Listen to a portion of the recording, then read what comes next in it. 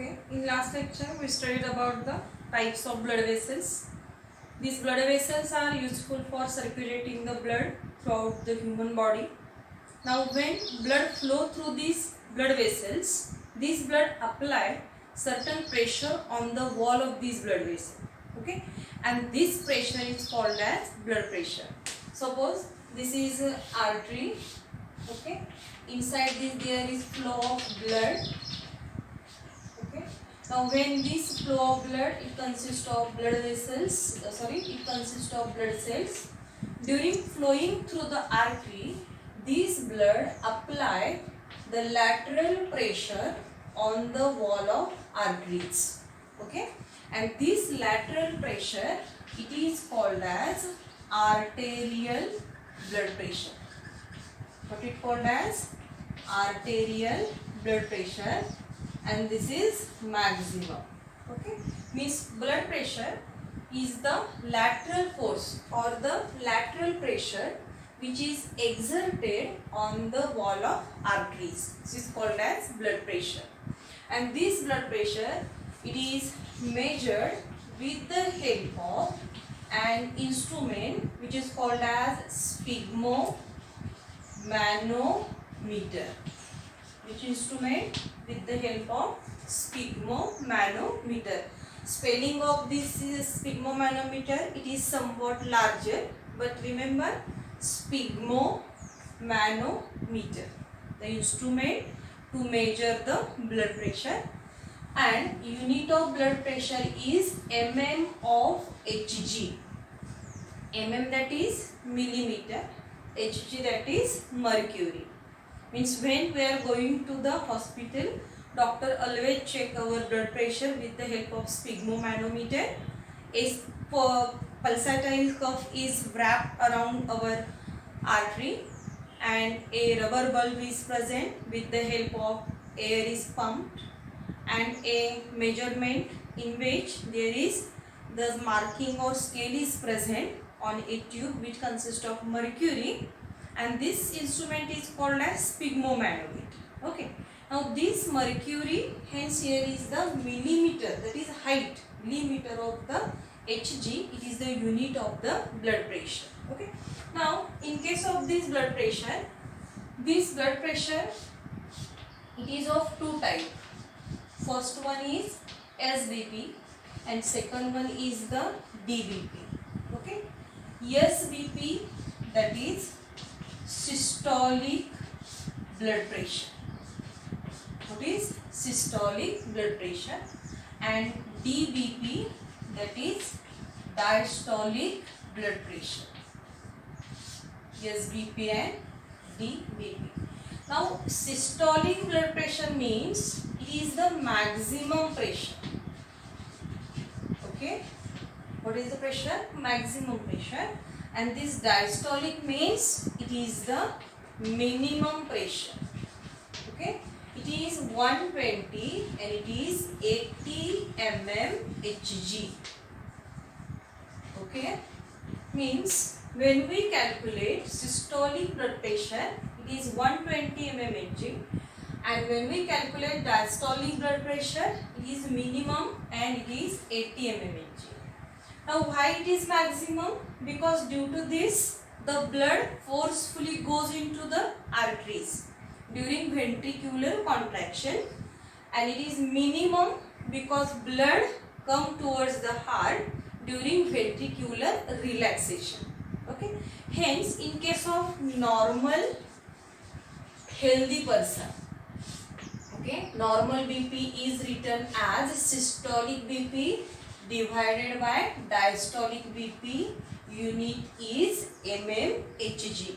Means normal BP is written as systolic BP divided by diastolic BP. This is normal BP. Okay. Now in case of this systolic BP and diastolic BP, if we check the difference, SBP minus DBP, then we obtain the pulse pressure. What we obtain? Pulse pressure. Okay. Now 120 minus 80, that is 40 mm Hg, it is the pulse pressure. 40 mmHg is pulse pressure. Okay, we know that our heartbeat, that is heart rate, it is also called as pulse rate.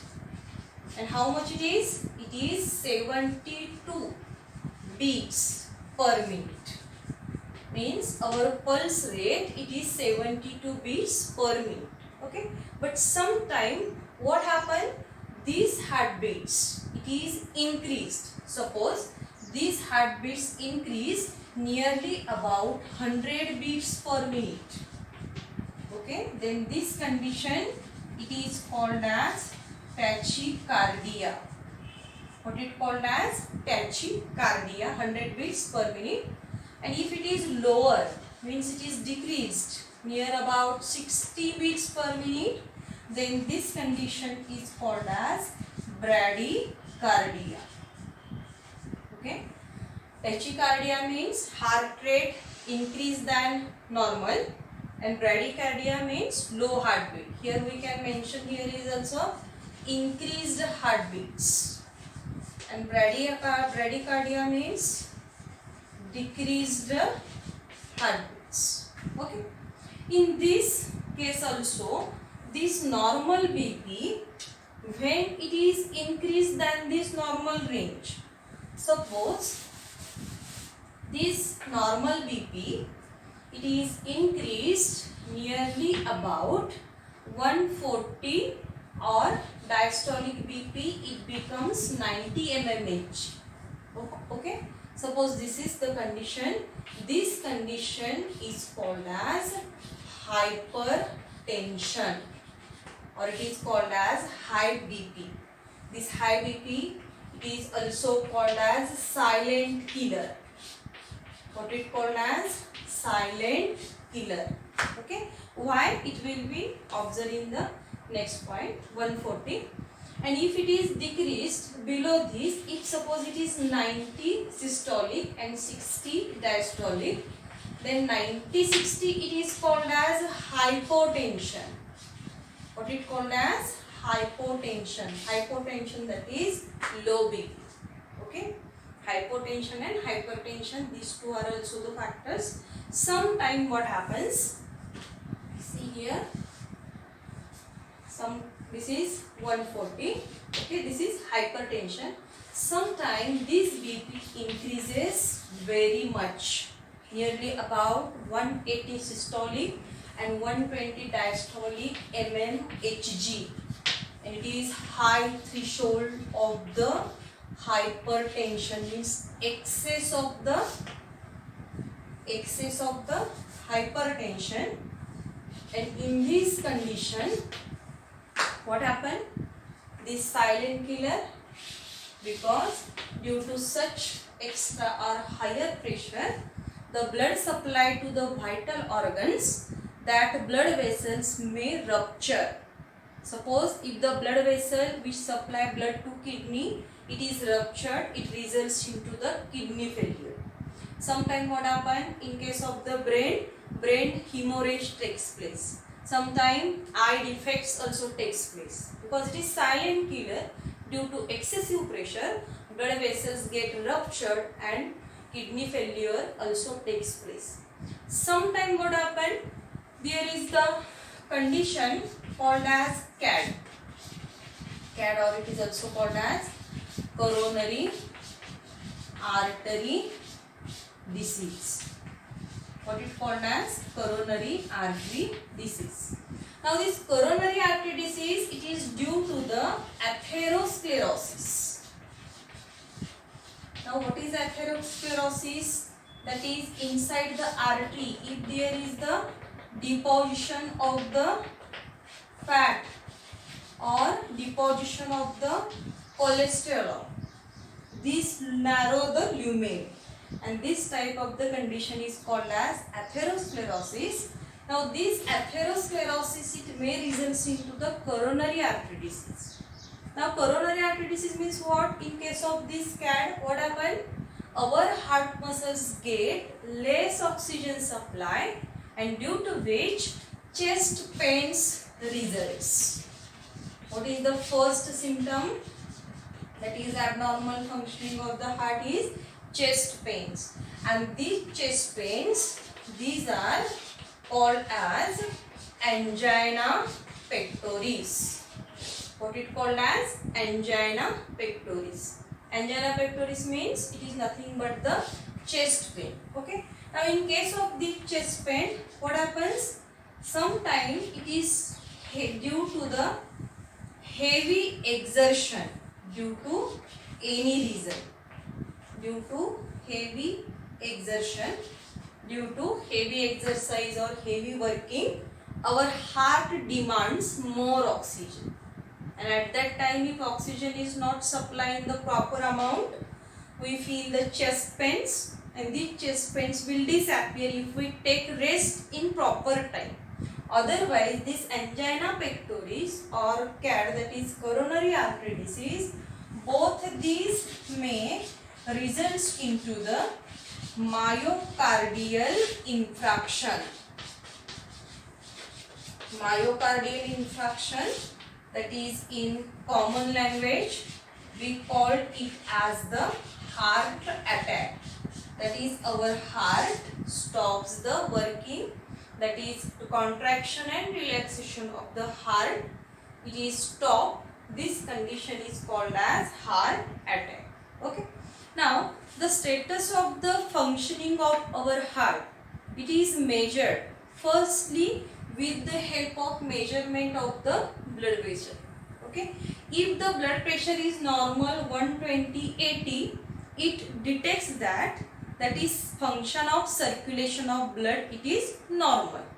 But sometime when we detect the high BP or low BP or sometime chest pains, it clearly indicates that there is somewhat abnormality in the function of the heart.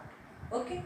Actually blood pressure factor, it is blood pressure, it is affected by number of factors. Okay. Also age factor, sex factor, your resting or standing position, sleeping position, your diet. Also obesity affects on this blood pressure. Sometime in case of women, osteoporosis, obesity conditions, thyroid, hormonal imbalances, all these also affect on the blood pressure. Okay. Arteriosclerosis, atherosclerosis, lots of factors. Also our emotional status affects on the blood pressure. If we are happy, our blood pressure is increased. If we are sad, it shows somewhat low BP. Okay. Means number of factors are affecting on this blood pressure. Okay. But for the diagnosis, measurement of BP, it is very important to check the status of the functioning of our heart. Okay. After that, also another one technique is used for the detection of circulation function of our heart, that is called as ECG. What it called as ECG. Okay. Now we are going to see what is mean by ECG. Normally when we go to the hospital, sometime doctor first check our BP. If there is certain low or high parameters observed, then doctor advised us to take ECG. Okay. The ECG machine, it is like a TV monitor, and on this TV monitor we can observe the graphical record of the heart activity. Okay. If you observe on this screen, we observe as like this wave. Okay. And this wave, it is continuously goes on. This is called as normal ECG. Okay. Now first we concentrate on this ECG. ECG means electrocardiograph. Means it is graphical record, or it is a graph. We can take on the screen also, or also on the paper. Okay. With the help of electrodes, these electrodes are on our limbs also and our chest also, and total wiring connections is given to the monitor, and a gel is applied on our chest region. Okay. And this electrocardiogram is recorded. Now this electrocardiogram, it is normal and it shows three waves. First is the P wave, second wave is QRS complex, and third wave is the T wave. Okay, means in normal ECG it shows P wave, this is QRS complex, and this is T wave. Okay, now this ECG, for the better understanding, just you have to recall, we studied about the conducting system. If you remember, in case of conducting system of the human heart, we know that here is the first node is present, this is called as SA node. Okay, here is the second one node is present, this is called as AV node. Then through this interventricular septum,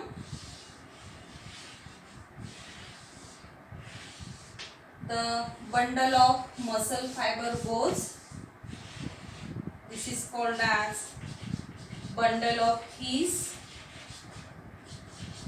and this bundle of His bifurcate into two branches and form number of smaller fibers. These fibers, they spread over the ventricles. These fibers are called as Purkinje fiber. What it called as? Purkinje fiber. If you remember this conducting system, then you can easily understood what is ECG. Now see, in case of SA node, here is the initiation of the first wave of contraction, because SA node is called as pacemaker. Now at that time, this P wave is recorded. Means what is P wave? It is small upward reflection due to contraction. Contraction of what? Contraction of atrium. Means this atrium contracts. At that time, P wave is generated or P wave is recorded. Now this QRS complex, it is large upward and downward deflection. What is QRS complex? It is somewhat larger upward and then downward deflection. Okay. Now this QRS complex, it is recorded when this SA node, this wave is captured to the AV node. From AV node it is passed to the bundle of His, and from bundle of His it is passed to the Purkinje fiber, and both the ventricles get contracted. Means when through SA node it is to AV node, from AV node it is bundle of His, and then towards the Purkinje fiber, and due to which there is ventricular contraction. What takes place here? Ventricular contraction. Okay. And third wave is the T wave. Now this T wave, it is third one, it is somewhat silent wave and it takes place due to the ventricular relaxation. When these both ventricles get relaxed, at that time this T wave is recorded. Okay, this is normal ECG. Means in case of normal ECG, if these three waves are properly in ECG graph, then we can say that our heart is working properly.